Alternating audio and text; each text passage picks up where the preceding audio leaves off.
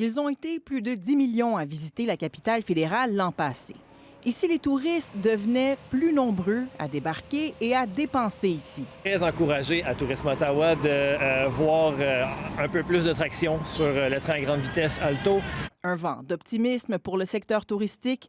Une étude menée pour le compte d'Alto estime qu'une fois en opération, le train à grande vitesse pourrait faire augmenter les dépenses touristiques d'environ 500 millions de dollars par année pour Ottawa et Gatineau, dans le meilleur des scénarios. Plus facile d'ajouter Ottawa à un itinéraire pour un visiteur international, par exemple, qui vient au Canada, qui atterrit à Montréal, qui veut faire son chemin jusqu'à Toronto. C'est tellement plus facile d'arrêter à Ottawa. Mais Alto prévient que les résultats seront proportionnels aux efforts des gouvernements et des intervenants du secteur touristique.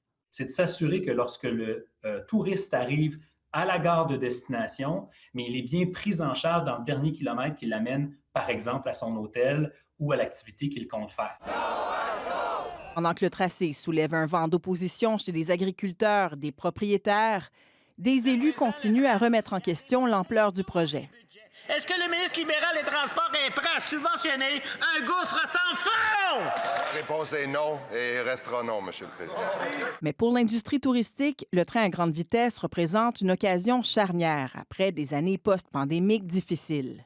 L'impact touristique sera majeur, majeur.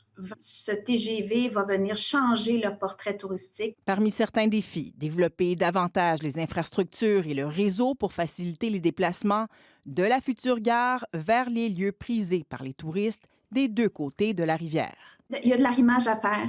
Il va falloir faciliter la mobilité, il va falloir augmenter la disponibilité d'autobus, de navettes. L'industrie est prête à travailler en sachant que les retombées demeurent pour l'instant hypothétiques. Ici Juliane Lapointe, Radio-Canada, Ottawa.